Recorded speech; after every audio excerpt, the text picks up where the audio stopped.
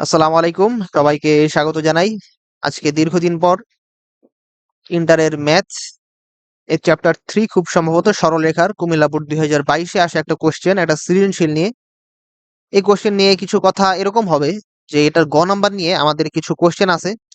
আমরা এই গ নাম্বারটা কোশ্চেন বলছে দেখাও যে কোন বি এর সমদ্বিখণ্ডক দিয়ে পরস্পর লম্ব হবে। অ্যাকচুয়ালি লম্ব লম্ব।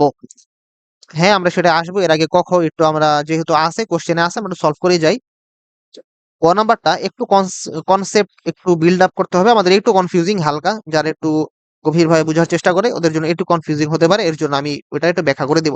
আমি এই ক নাম্বার দিয়ে শুরু করছি। প্রথমে আমাদের প্রশ্ন বলছে এ এম রেখাটি এক্স অক্ষ দ্বারা যে অনুপাতে অন্তর্বিভক্ত তা নির্ণয় করো।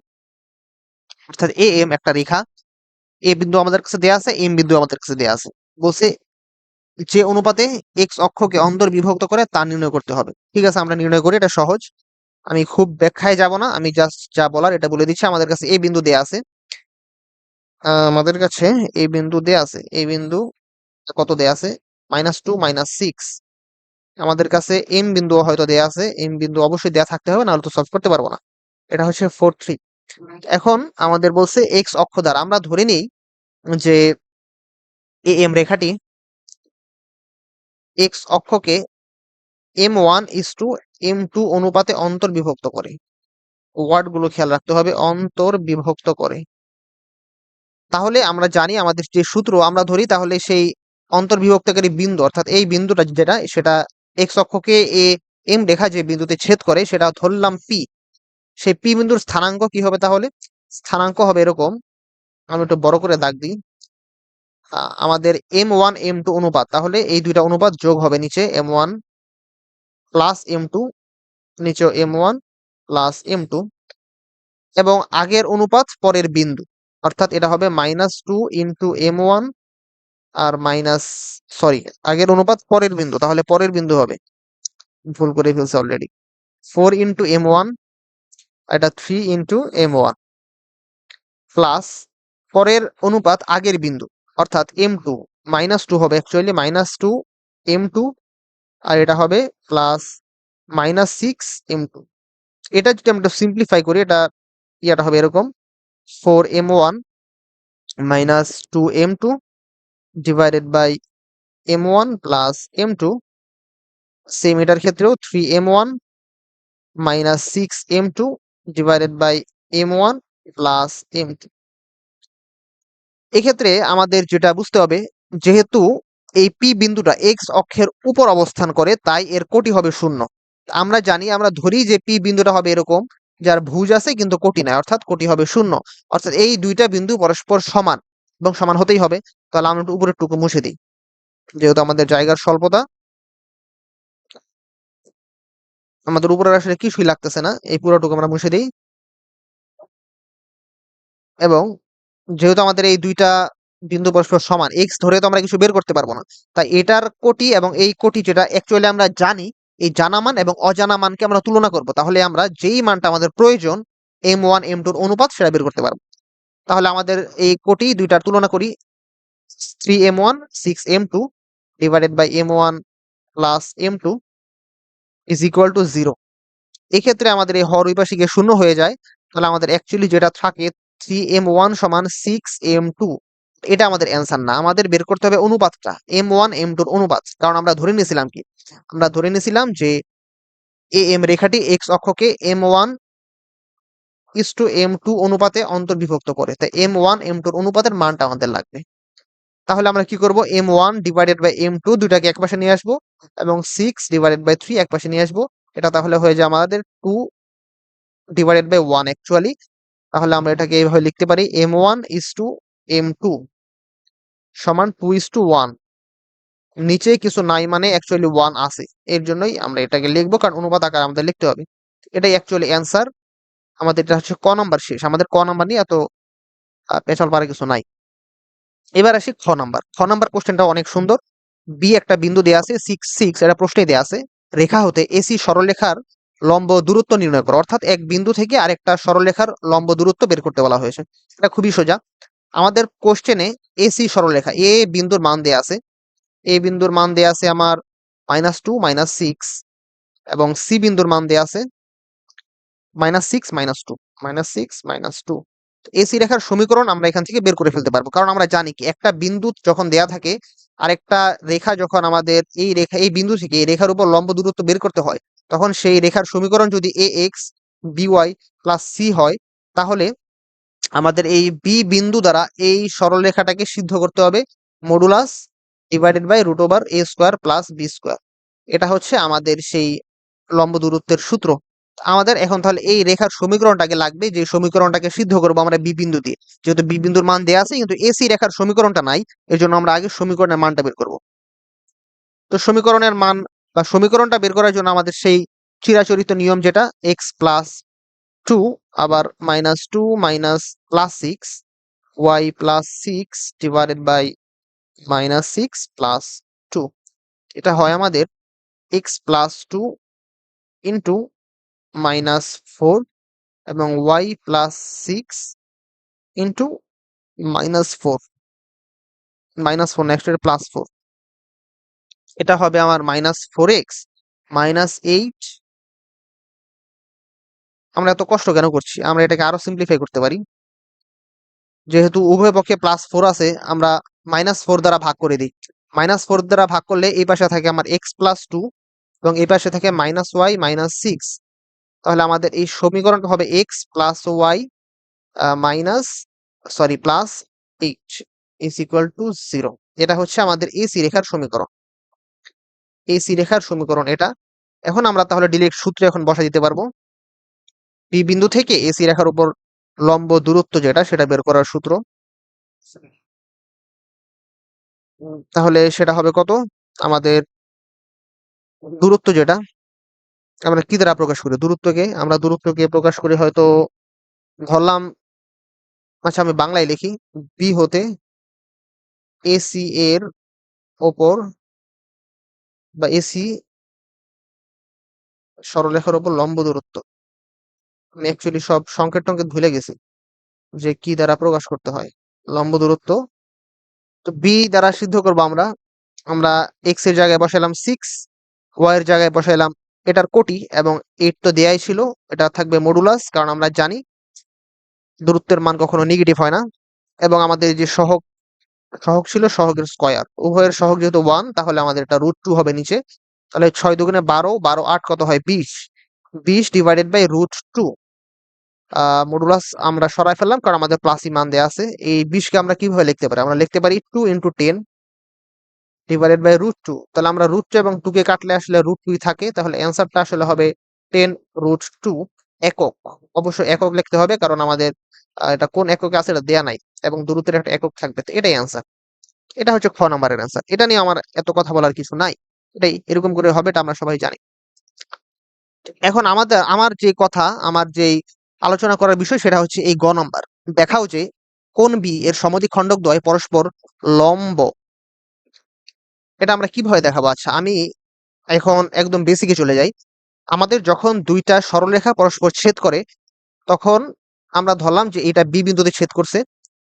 এই বিন্দুর দুইটা সরলরেখা যখন ছেদ করে, তখন এই বিন্দুর চারদিকে 4টা কোণ উৎপন্ন হয়। এই একটা কোণ, এই একটা কোণ, এই দুইটা কোণ পরস্পর সমান। আবার অন্য কালি দিয়ে দেখাই, এখানে আরেকটা কোণ উৎপন্ন হয়েছে, এখানে আরেকটা কোণ উৎপন্ন হয়েছে। এই দুইটা কোণও পরস্পর সমান, কারণ কি? বিপরীত কোণ এখানে বিপ্রতীপ কোণ আকারে আছে, এবং বিপ্রতীপ কোণগুলো পরস্পর সমান হয়। এই বিপরীত দুইটা কোণকে সমান দুই খণ্ডে বা দ্বিখণ্ডিত করবে একটা সমদ্বিখণ্ডক। এটা হচ্ছে এই সমদ্বিখণ্ডক যেটা, এটার কালারটা এরকম কেন? লাল কালার দিই। আচ্ছা, আরেকটা সমদ্বিখণ্ডক যেটা বাকি দুইটা কোণকে পরস্পর সমকোণে সমদ্বিখণ্ডিত করবে।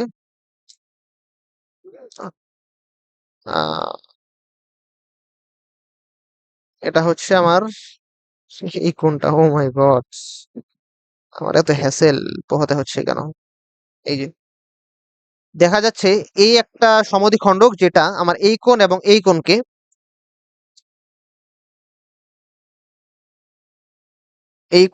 কোণকে সমান দুই খণ্ডে ভাগ করছে, এবং আরেকটা সমদ্বিখণ্ডক যেটা হচ্ছে এটা এটা এই দুইটা বিপরীত কোণকে পরস্পর বিপ্রতীপ কোণ যেটা, তাদেরকে সমান দুই খণ্ডে ভাগ করছে।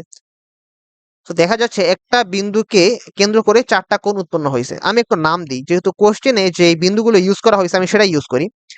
এখানে দেওয়া হয়েছে এটা সি বিন্দু, এটা হচ্ছে আমি ধরি এ বিন্দু, এটা ধরি আমার কিউ বিন্দু, এটা ধরি আমি পি বিন্দু।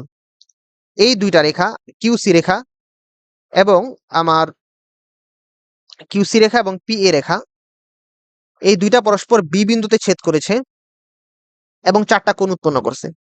যেহেতু বি বিন্দুর চারপাশে বি বিন্দুকে কেন্দ্র করে চারটা কোণ উৎপন্ন হয়েছে, আমরা চারটা কোণকেই কোণ বি নামে চিহ্নিত করব।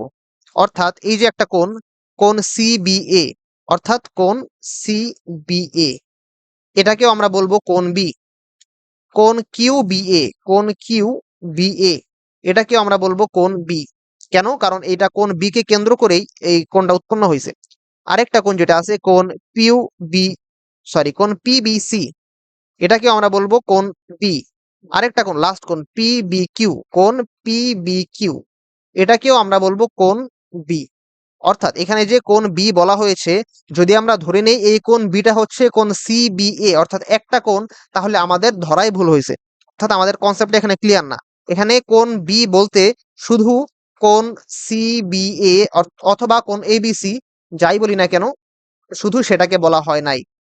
আমাদের এখানে এই দুইটা রেখা যখন ছেদ করছে, এই দুইটা রেখা কিন্তু শেষ না।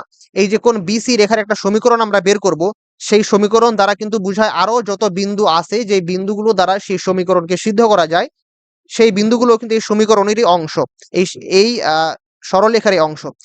সেম কোণ বি এর সমীকরণ যখন আমরা বের করব, এটা কিন্তু শেষ না, এটা কিন্তু চলমান।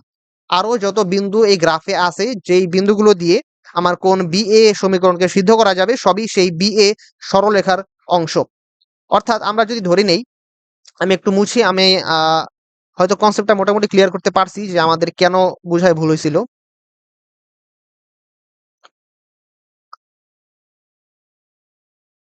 আমি এটা দিয়ে দেখাই।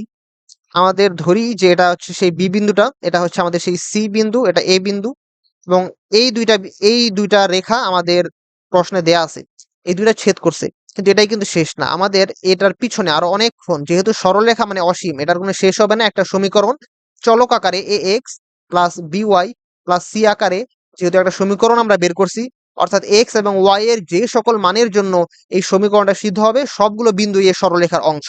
তো এখানে ডট ডট দিয়ে আমি কিছু বিন্দু এখানে দেখাইছি, অর্থাৎ এই সরলরেখাটা শেষ না। তো বিপরীত পাশে আমরা ধরলাম একটা বিন্দু, যে পি বিন্দু দিয়ে এই বি এ অথবা এ বি সরলরেখাটা সিদ্ধ হয়, অর্থাৎ এই পি বিন্দুটা এ বি সরলরেখার একটা অংশ। এবং আরেকটা বিন্দু ধরলাম কিউ, যেটা এই বিসি সরলরেখার একটা অংশ, অর্থাৎ কিউ বিন্দু দিয়ে বিসি সরলরেখাটা সিদ্ধ হয়। তাহলে আমাদের এই কোশ্চেনে যে কোণটা দেয়া আছে, কোণ সিবিএ, যেটাকে অ্যাকচুয়ালি যারা কোণ বি ধরছো তাদের বুঝায় ভুল হয়েছিল। তা কোণ বি কিন্তু এই শুধু একটা না, এই যে একটা কোণ আছে কোণ পি বি কিউ, এটাকে কিন্তু আমরা কোণ বি বলবো, কারণ এটা কোণ বি কে কেন্দ্র করে উৎপন্ন হয়েছে। কিন্তু বিষয়টা হচ্ছে, মজার ব্যাপার হচ্ছে এটা যে এই কোণ আর এই কোণ পরস্পর সমান, কারণ বিপ্রতীপ কোণ। তাহলে এইটার যে সমদ্বিখণ্ডক সেটা একটাই হবে। আরেকটা কোণ যেখানে আছে, এই যে কোণ পি বিসি, কোণ পি বিসি, সেটাকেও আমরা কোণ বি বলবো। এদিকে কোণ কিউ বি এ, এটাকেও আমরা কোণ বি বলবো। অর্থাৎ এই দুইটা কোণের সমদ্বিখণ্ডক হবে আরেকটা, আমার একটু বাঁকা হয়েছে, এই সমদ্বিখণ্ডক পূর্ববর্তী সমদ্বিখণ্ডকের উপর লম্ব। এটাই প্রমাণ করতে বলছে কোশ্চেনে। আমার থিওরিটিক্যালি আসলে আশা করি যে থিওরিটা হয়তো একটু বুঝাইতে পারছি যে বিষয়টা এখানে কি হচ্ছে। এখানে আমি একটা কোশ্চেন সলভ করাইছিলাম যে একটা কোণের সমীকরণ একটা হবে, ঠিক আছে। তখন আমাদের এক্স্যাক্টলি বলে দিছিল, কোণের নাম সহ বলে দিছিল, কোণ ই, খুব সম্ভবত বিএ, কোণ ই বিএ, এই নাম দিয়ে বলে দিছিল। আমাদের যদি বলতো শুধু কোণ বি, অর্থাৎ এই যে মাঝখানের এই বিন্দুকে কেন্দ্র করে যদি বলতো যে যতগুলো কোণ উৎপন্ন হয়েছে তাদের সমদ্বিখণ্ডক দ্বয় বের করো, তাহলে আমরা বের করতে পারতাম, তখন ঠিক ছিল। কিন্তু আমাদের যেহেতু নাম সহ বলে দিছে, আমাদের এখানেও যদি নাম সহ বলে দিত যে কোণ সিবিএ, কোণ বি না বলে আমাদের বলতো কোণ সিবিএ, তাহলে কিন্তু আবার এখানে সমদ্বিখণ্ডক দ্বয় হলে ভুল হতো, তখন আমাদের একটা সমদ্বিখণ্ডক বের হতো, কারণ একটা কোণের সমদ্বিখণ্ডক একটাই হয়। এটাই ছিল আসলে আমার একটু কথা বলার, একটু বুঝানোর বিষয়। বাকিটুক সহজ, আমি একটু সলভ করেই দিই যতটুকু সম্ভব। লেকচারটা খুব বেশি বড় করব না। এই জিনিসটাকে আমার ডিলিট করতে হবে, ডিলিট করলাম, ঠিক আছে, ডিলিট করলাম। আচ্ছা, তো এখন আমার কি লাগবে তাহলে? আমার এই বিসি, যেহেতু আমাদের এই দুইটা রেখা কেন দিছে, ওরা দুইটা রেখা দিয়ে বুঝাচ্ছে যে এই বি বিন্দুটা আসলে এই দুইটা রেখার ছেদবিন্দু। তাহলে আমাদের এই বিসি রেখার সমীকরণটা আগে বের করতে হবে। আমাদের বি বিন্দু কোশ্চেনে দেয়া আছে, এবং বিসি, এই বিসি কে আমরা আগে বের করছিলাম, আর মনে হচ্ছে বের করছি। আচ্ছা, না করলে নাই, আমরা বি এবং সি দুইটা বিন্দু যেহেতু দেয়া আছে, -6 -2, আমরা এখান থেকে সমীকরণটা বের করতে ফেলতে পারবো। লাল কালারটা ভালো দেখাচ্ছে না। x -6, 6 plus 6 is equal to y -6, 6 plus 2. তাহলে এখান থেকে আমার এটা হবে x -6 into 8,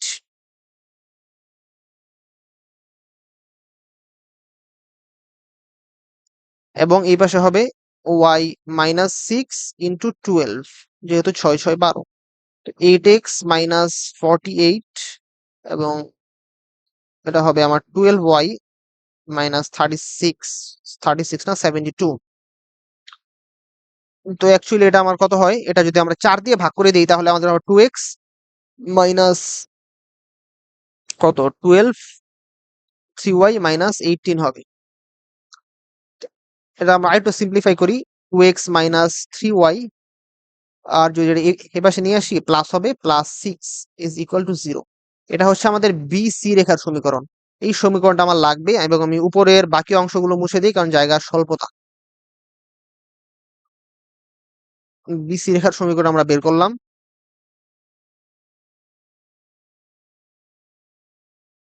এই জিনিসটা মুছে দিই, মুছে দিয়ে আমি এই সাইডে লিখে রাখবো নাকি। আরেকটা বিন্দু আমার বিসি বের করছে, এবং এ বিন্দু আমাদেরকে দেয়া আছে, এই বিন্দুর মান -2 -6। এটা অ্যাকচুয়ালি এরকমই হবে, আমি একটু দেখি। x -6, আমরা কি বের করছি এখন? এখন আমরা বের করছি বিএ রেখার সমীকরণ। 6 plus 2 y -6, 6 plus 6, এটা হবে আমার 12 into x plus 6 এবং 8 into y -6। এটা হবে আমার 12x plus 72 is equal to 8y -48। এটাকে যদি আমরা একটু সিম্পলিফাই করি তাহলে দাঁড়াবে এরকম, 3x plus 18 is equal to 2y minus 12, এবং লাস্টলি যদি আরো সিম্পলিফাই করি এটা হবে 3x minus 2y plus 30, right, 30 is equal to 0। তাহলে এটা হচ্ছে আমাদের বিএ রেখার সমীকরণ, এবং এটা হচ্ছে বিসি রেখার সমীকরণ। তাহলে আমরা বি এবং বিসি দুইটা রেখার সমীকরণই পেয়ে গেলাম। 1 minute.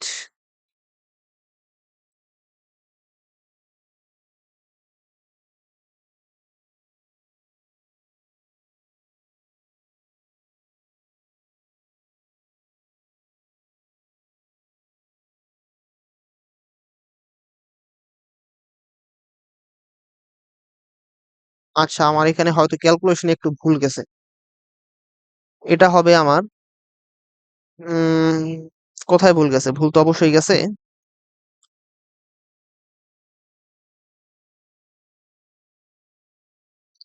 y x minus 6, 6 plus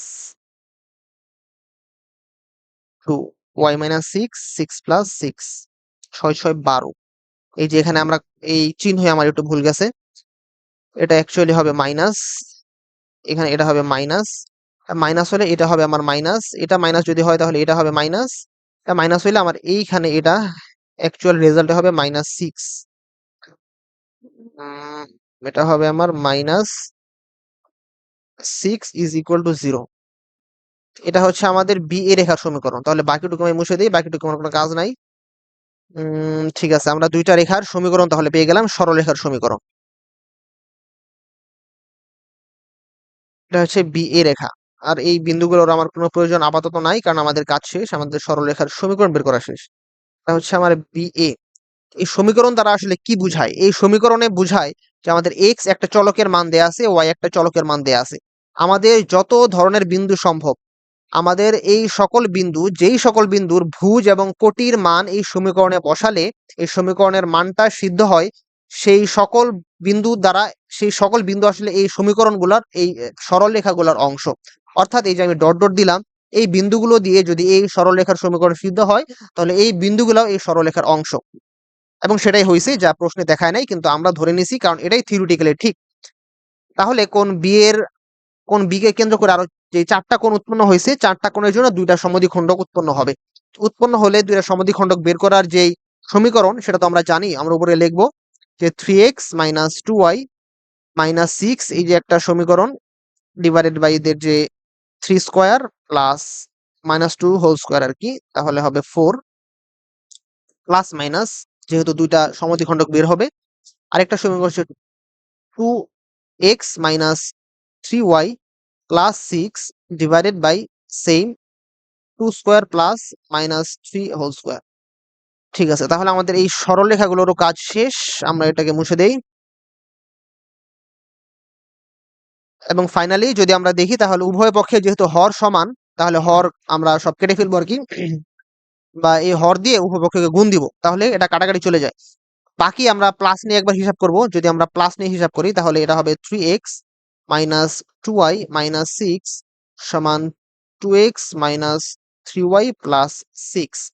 তো অ্যাকচুয়ালি এটা 3x মাইনাস, এখানে শুধু x থাকবে -2, তো এটা প্লাস y, এবং এটা হবে আমার -12 ইজ ইকুয়াল টু 0।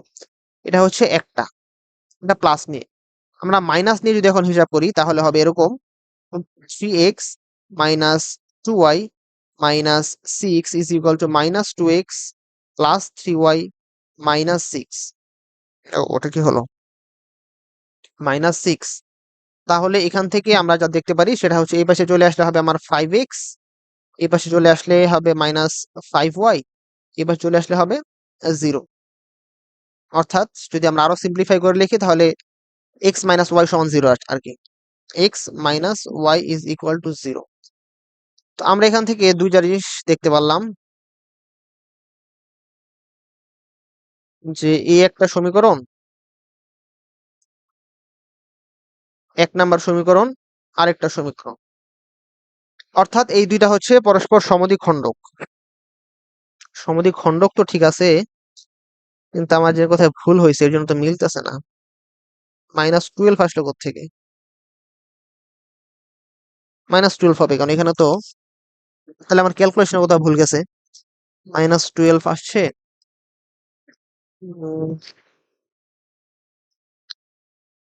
-12 কি আসার কথা?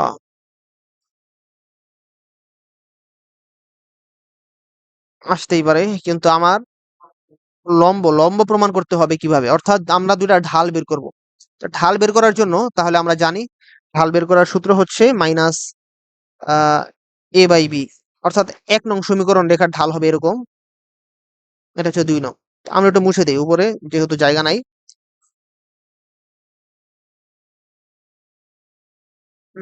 আশা করি মিলে যাবে। হ্যাঁ, মিলে তো গেছেই প্রায়। কারণ কি, আমার 1 নং সমীকরণের ঢাল, 1 নং থেকে আমরা যে ঢাল পাই, ধরলাম এটা m1, m1 সমান হচ্ছে আমার -1, কারণ আমরা সূত্র জানি -a/b এর ঢালের সূত্র। এবং 2 নং সমীকরণ থেকে আমরা যে ঢাল পাই m2, সেটা হচ্ছে আমার মাইনাস -1/-1, অ্যাকচুয়ালি +1। এই যে হ্যাঁ, মিলে গেছে আমাদের দুইটা ঢাল। যেহেতু আমরা এবার দুইটা ঢাল গুণ করব, দুইটা ঢালের গুণফল যদি -1 হয়, তাহলে আমরা বলবো যে ঢাল দ্বয় পরস্পর লম্ব। ঠিক আছে, তাহলে আমরা গুণ করলাম m1 ইন্টু m2 সমান, m1 এর মান হচ্ছে -1 ইন্টু +1 সমান -1। এটাই হচ্ছে আমাদের অ্যান্সার। যেহেতু -1 হয়েছে, এটা -1 কিভাবে হইলো? 2 নং সমীকরণে, a এর ভ্যালু অর্থাৎ x এর সহগ হচ্ছে 1, এবং b এর ভ্যালু অর্থাৎ y এর সহগ হচ্ছে -1। আমাদের ঢালের সূত্র হচ্ছে m সমান -a/b। তাহলে এই -a এর ভ্যালু হচ্ছে 1, আর b এর ভ্যালু হচ্ছে এখানে -1, তাহলে অ্যাকচুয়ালি এটা হয় +1। এটাই আমি এখানে লিখছি যে m এর ভ্যালু, এই যে এটা +1 হয়। তো আশা করি বুঝাইতে পারছি। অনেক হিজিবিজি হয়েছে, হিজিবিজি হওয়ার কারণ আছে, কারণ প্রস্তুতি খুব একটা ছিল না আমার, যা বেসিক বুঝানোর আমি ততটুকুই বুঝাইলাম। অ্যাকচুয়ালি আমি কি বুঝাইলাম আমি আরেকটু রিভিউ করি, বুঝে যাওয়ার কথা এতক্ষণে। সেটা হচ্ছে যখন দুইটা রেখা পরস্পরকে ছেদ করছে, সরলরেখা, সরলরেখা মানে কি? এটা অসীম, এটার কোনো শুরু এবং প্রান্ত কোনো বিন্দু নাই, এটা অসীম চলবে। এখানে আমার বি বিন্দুতে এরা মিলিত হয়েছে এবং সি বিন্দু এই বিন্দু দেয়া আছে, অর্থাৎ এটা চলছে। এই বিসি রেখা এবং বি এ রেখা পরস্পর বি বিন্দুতে ছেদ করছে, একটা কোণ উৎপন্ন করছে। এই কোণকে আমরা বলবো কোণ সিবিএ।